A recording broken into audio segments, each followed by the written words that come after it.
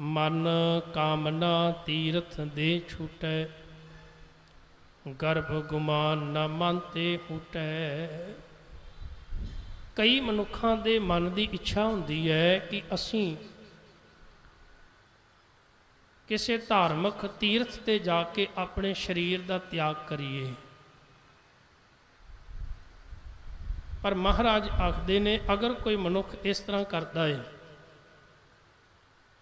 तां भी उहदे अंदर दी सूक्ष्म हौमे जिहड़ी है वो मन तो दूर नहीं हुंदी। किते ना किते बंदे नूं इस चीज़ का हंकार हो जाएगा भी मैं तीर्थ उत्ते जाके अपनी देह का त्याग कर रहा। भगत कबीर साहब ने इस गल का बड़ा प्यारा खुलासा किया। वो आखते ने ब्राह्मण वालों ये कहा गया सी भी काशी जिहड़ी है ना ये शिव जी की नगरी है, तो उत्थे एक बड़ा वड्डा आरा लगा होया सी ते लोकां दे विच प्रचार किया गया सी भी जिहड़ा मनुख जिउंदे जी इत्थे अपना सब कुछ दान पुण्य कर देवेगा, क्योंकि हिंदू वीरां दा बनारस की धरती ते काशी भी एक बड़ा वड्डा तीर्थ है। और कबीर साहब उस बनारस विच ही जन्म लिया, वड्डे हुए, ते उन्होंने सारा कुछ अखां नाल वेखिया सी। कई बारी बंदा दूर हुंदा है उन्होंने नहीं ज्ञान हुंदा, सिर्फ सुनिया हुंदा पढ़िया हुंदा, पर जिहड़ा बंदा नेड़े रहिंदा ना उन्होंने पता हुंदा। कबीर साहब नूं सारे इलाके दा उत्थों दे रहण वाले लोकां दा पता सी भी ये किस मानसिकता दे शिकार ने। उन्हें एक प्रचार किया सी भी इत्थे शिव जी की नगरी है, ये काशी, इत्थे एक आरा लगा है, अगर कोई मनुख अपने आप को आरे ते चिरवा देवेगा दान पुण्य करके सारा कुछ, तो उन्होंने स्वर्ग मिलेगा, सीधा शिवपुरी जाएगा। हुण लोकां दे विच दौड़ शुरू हो गई, किहड़ा नहीं सी चाहुंदा भी मैनूं स्वर्ग मिले। हुण बंदा जिउंदे जी भावें स्वर्ग ना माणे, मरण तो बाद तो ख्वाहिश हुंदी चल जिउंदे नहीं माणिया, सारी जिंदगी नरक भरी बतीत हुई, मरण तो बाद तो स्वर्ग मिले। हुण ये इच्छा लैके बेअंत लोग आरे ते अपना आपा चिरवाउण लग गए, दान पुण्य लग गए करन।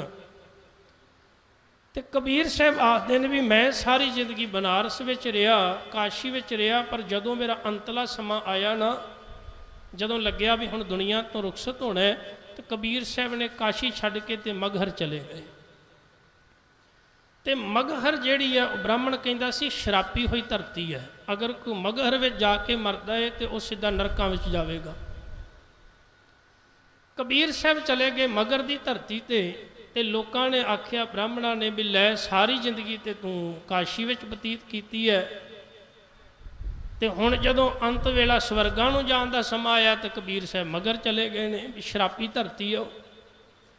पर कबीर साहब ने एक भरम मन विचों कढ़ना सी कि जिहड़ा रब काशी विच है उही रब मगर विच है।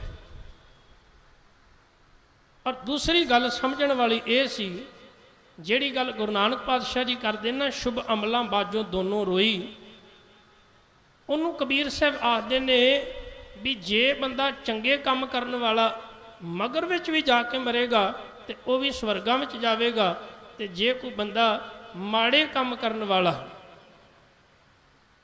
बुरे काम करने वाला जे वो काशी विच मरदा है तो तां भी वह स्वर्ग विच नहीं जा सकता, वह नरकां दा भागी है।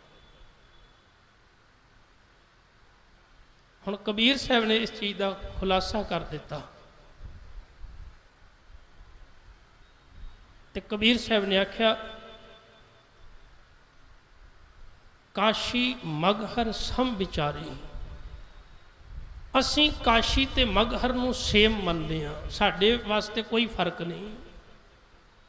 की फर्क पैंदा है, कोई मगहर विच मर रहा है, की फर्क पैंदा है कोई काशी विच मर रहा है। गल ते बंदे दे सुभाअ नेचर दी है, बंदे दे कीते हुए कर्मां दी है। जे बंदे ने कर्म ही चंगे नहीं कीते तो जिहड़े मर्जी तीर्थ ते चला जावे की फर्क पैंदा है।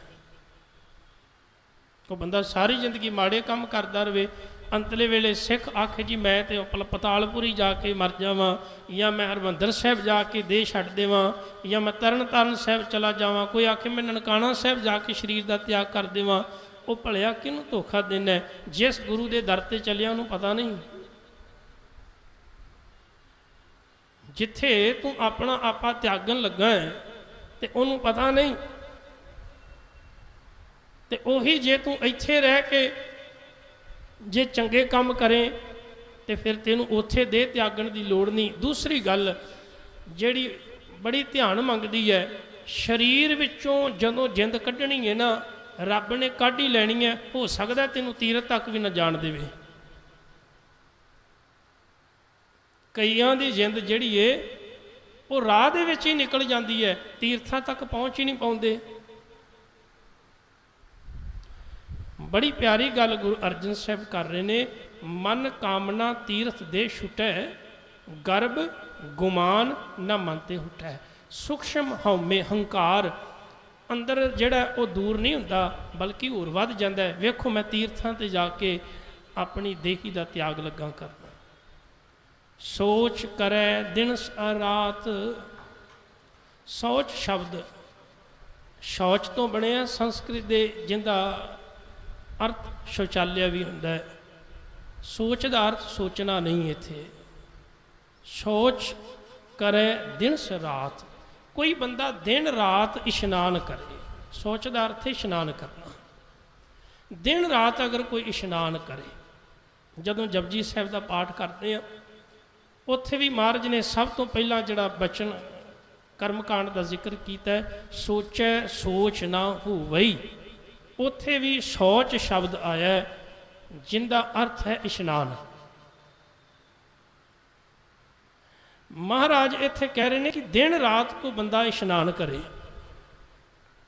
ਪਰ ਕੀ ਸਰੀਰਕ ਇਸ਼ਨਾਨ ਦੇ ਨਾਲ ਬੰਦੇ ਦੇ ਮਨ ਦੇ ਅੰਦਰ ਜੋ ਮੈਲ ਹੈ ਦੂਰ ਹੋ ਸਕਦੀ ਹੈ? ਸੋਚ ਕਰੇ ਦਿਨ ਰਾਤ ਮਨ ਕੀ ਮੈਲ ਨਾ ਤਨ ਤੇ ਜਾਤ। ਸਰੀਰ ਨੂੰ ਧੋਣ ਨਾਲ ਮਨ ਦੀ ਮੈਲ ਨਹੀਂ ਜਾ ਸਕਦੀ। ਜੇ ਮਨ ਦੀ ਮੈਲ ਲਾਉਣੀ ਹੈ ਤੇ ਉਹਦਾ ਗੁਰੂ ਨਾਨਕ ਦੇ ਪਾਤਸ਼ਾਹ ਜੀ ਨੇ ਜਪਜੀ ਸਾਹਿਬ ਵਿੱਚ ਹੀ ਖੁਲਾਸਾ ਕੀਤਾ ਹੈ। ਮਨ ਦੀ ਮੈਲ ਕਿਵੇਂ ਲੈਣੀ ਹੈ? ਭਰੀਏ ਹੱਥ ਪੈਰ ਤਨ ਦੇ, ਪਾਣੀ ਧੋਤੈ ਉਤਰ ਸਖੇ, ਮੂਤ ਪਲੀਤੀ ਕੱਪੜ ਹੋਏ ਦੇ, ਸਾਬੂਨ ਲਈਐ ਉਹ ਧੋਏ, ਭਰੀਏ ਮਤ ਪਾਪਾਂ ਕੈ ਸੰਗ, ਉਹ ਧੋਪੈ ਨਾਵੇਂ ਕੇ ਰੰਗ। ਸਰੀਰ ਨੂੰ ਅਸੀਂ ਧੋ ਸਕਦੇ ਹਾਂ, ਕੱਪੜਾ ਮੈਲਾ ਹੋਇਆ ਸਾਬਣ ਨਾਲ ਧੋ ਸਕਦੇ ਹਾਂ, ਮੈਲ ਕੱਢ ਸਕਦੇ ਹਾਂ, ਪਰ ਮਨ ਤੱਕ ਪਾਣੀ ਨਹੀਂ ਜਾ ਸਕਦਾ।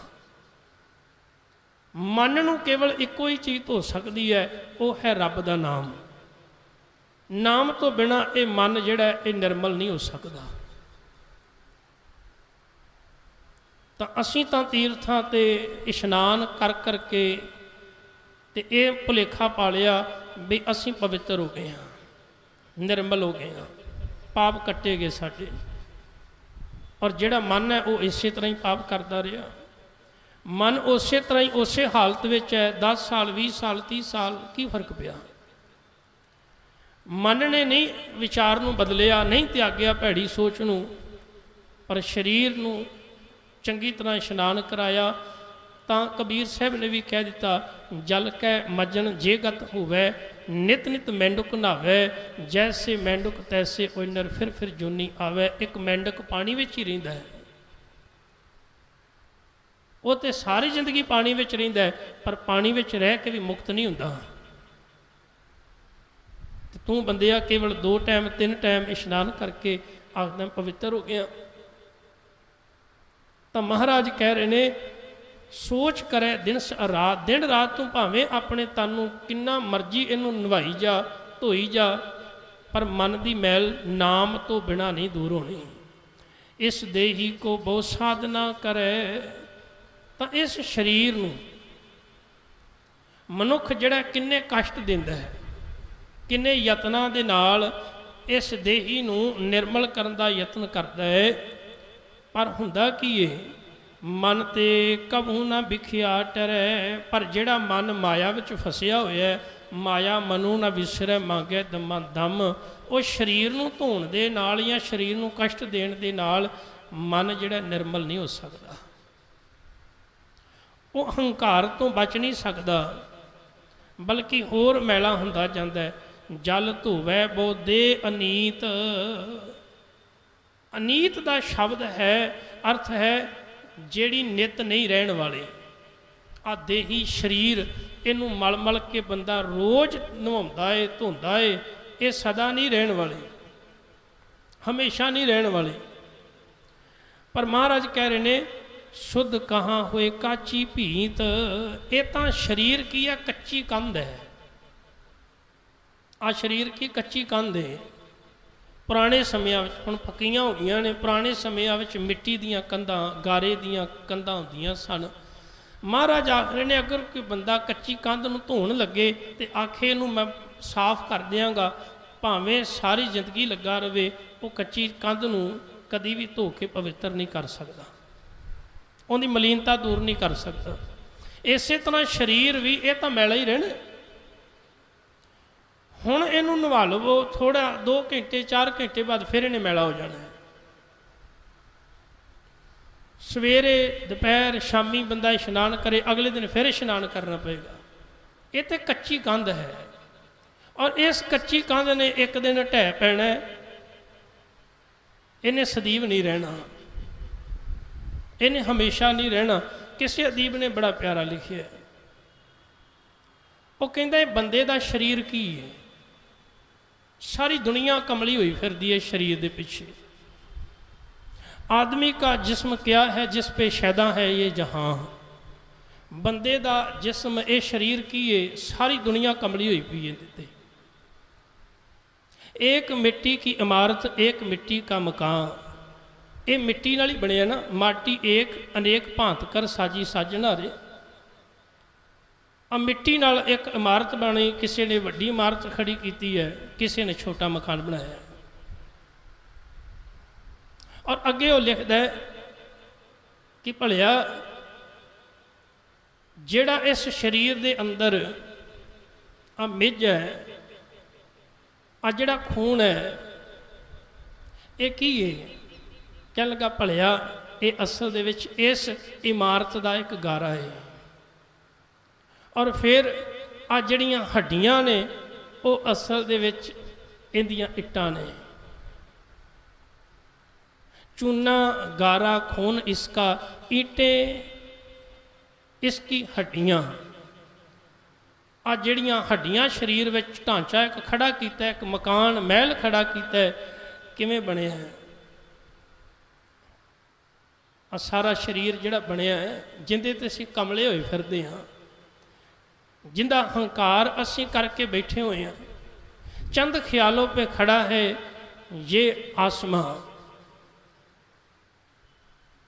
मौत की आंधी जब इससे आके टकराएगी, देख लेना ये इमारत टूट कर बिखर जाएगी। एक दिन ये शरीर बिखर जाएगा। जिन्ना मर्जी इनू सांभ लो, संभाल कर लो, माड़ी गल नहीं है तन की संभाल करनी, पर इस तन नूं सफल करने वास्ते भी यत्न करने चाहिए ने। केवल देही नूं भोगना नहीं, पालना नहीं, बल्कि देही की संभाल करके इस देही विच जिहड़ा रब बैठा है उहदे नाल भी जुड़न का यत्न करना है। महाराज बड़ी कृपा कर रहे ने, समझाउणा करते ने। जल धोवै बहु देह अनीत, शुद्ध कां होए काची भीत। नहीं ये कंध, ये गारे की कंध नहीं शुद्ध होने लगी, जिन्ना मर्जी धो लै। मन हर के नाम की महिमा ऊंच। हे मन, परमात्मा दे नाम की वडियाई सारियां तो उच्ची है। नानक नाम उधरे पतत बहु मूछ। हे नानक, जेड़ा जेड़ा नाम जप लैंदा है, पतत दा अर्थ बाणी विच आया डिग्या होया मनुख, सब तो नीवा मनुख। अगर वो नाम जप लवे तो वह भी उच्चे किरदार वाला हो सकता है। रविदास चमार उस्तत करे, हर कीरत निमख एक गाए, पतत जात उत्तम पया। नीवी जात वाला रविदास, जिन्हों लोग आखते सन भी ये चमार है, ये तो मरे पशु ढोंदा है, ये जुतियां गंढदा है, अज उही चमार रविदास पतत जात उत्तम पया, चार वर्ण पए पग आए। सारे चार वर्णा वाले लोग रविदास साहब के चरणों ते मत्था टेकते हैं। क्यों? रविदास साहब ने नाम जपिया। तो रविदास साहब ने फिर इस पतत शब्द की व्याख्या की है। वो आखते ने भी हे अकाल पुरख परमात्मा, लोग मैनू पतत कहते ने, इस करके मैनू पतत कहन कारण तेरी भी शोभा हो गई, तेरा भी अज एक नवा नाम जुड़ गया है। तेरे हज़ारां लखां करोड़ां नाम ने, उन्हां विच एक होर नाम ऐड हो गया। केड़ा? पतत पावन। अज तो तेन लोग पतत पावन भी कहणगे। क्यों? क्योंकि तू पतत विकारां विच टिगिया होयां नूं भी निर्मल करदे ने। और किन्ने सियाणे भगत रविदास साहब स्वीकार करते हैं, एक्सैप्ट करते हैं। हाँ मैं नीवा हाँ, हाँ मेरे विच ऐब ने, हाँ मैं बुरा हाँ। अज का मनुख कहता कोई वो स्वीकार, असीं स्वीकार करते हैं, असीं मनण लई तैयार हाँ। असीं तां मनण लई तैयार नहीं तो बदलांगे कदों? जीवन तब्दील उन्ना चिर नहीं हुंदा जिन्ना चिर अपनियां कमियां नूं, खामियां नूं एक्सैप्ट नहीं करते, उन्ना चिर बदल सकते ही नहीं। रविदास साहब ने एक्सैप्ट किया, हाँ मैं हाँ नीवा, हाँ मेरी जात नीवी है, हाँ मेरा काम भी नीवा है।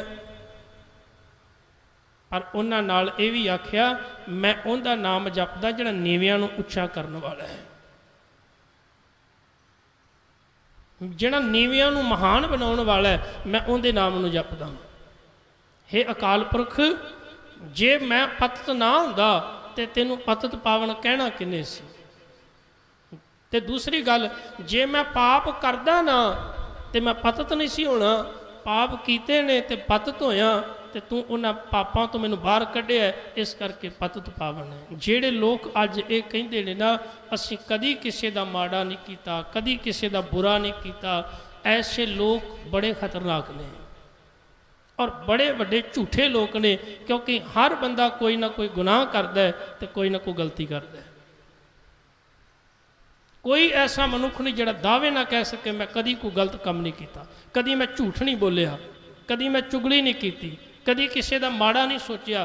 कोई बंदा दावे नाल कह नहीं सकता। हर बंदा कदी ना कदी गलती ते गुनाह करता है। डॉक्टर सर मुहम्मद इकबाल ने एक बड़ी प्यारी गल आखी सी, जेड़े लोग ये आखते ना असी कदी गुनाह नहीं किया, कदी पाप नहीं किया, कह लगा एक दिन ये सारे दे सारे पापां दे भागी बन गए। एक दिन इन्हां नूं पुछया जाएगा, की पुछया जाएगा कि तुसी क्यों नहीं पाप कीते, तुसी क्यों नहीं गुनाह कीते। रब पुछेगा कि तुहानू मेरे ते विश्वास नहीं सी कि मैं तुहानू बख्श देवांगा। इहदा मतलब तुहानू मेरे ते भरोसा नहीं सी, तुसी केवल बनावटी नाम जपदे सी, मेरा दिखावे की सेवा करते सी, दिखावे की बाणी पढ़ते सी, तुहानू मेरे ते विश्वास नहीं सी मैं तुहानू बख्श देवांगा।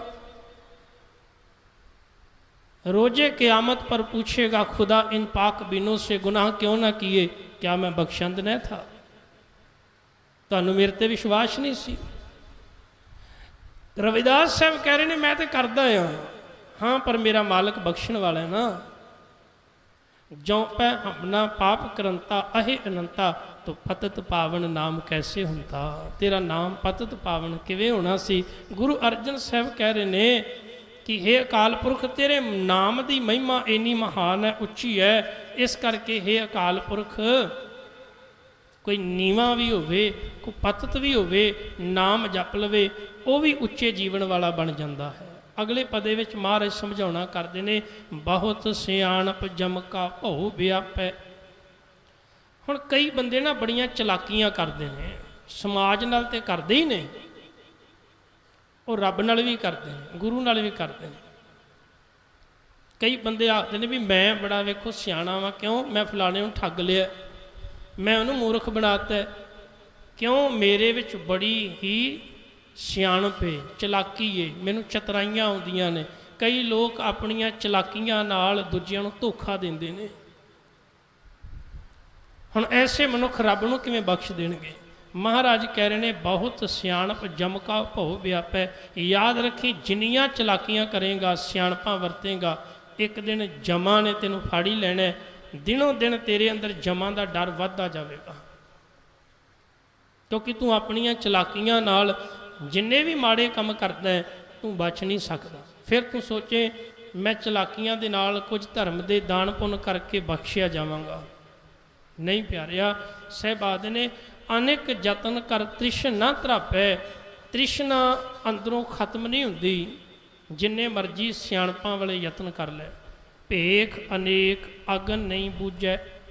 जिन्ने मर्जी भेख बना लै, जिन्ने मर्जी पहरावे बना पा लै, जो मर्जी बन लै, पर तेरे अंदरों जिहड़ी तृष्णा की अग है, माया की अगन है, वो नहीं बुझनी।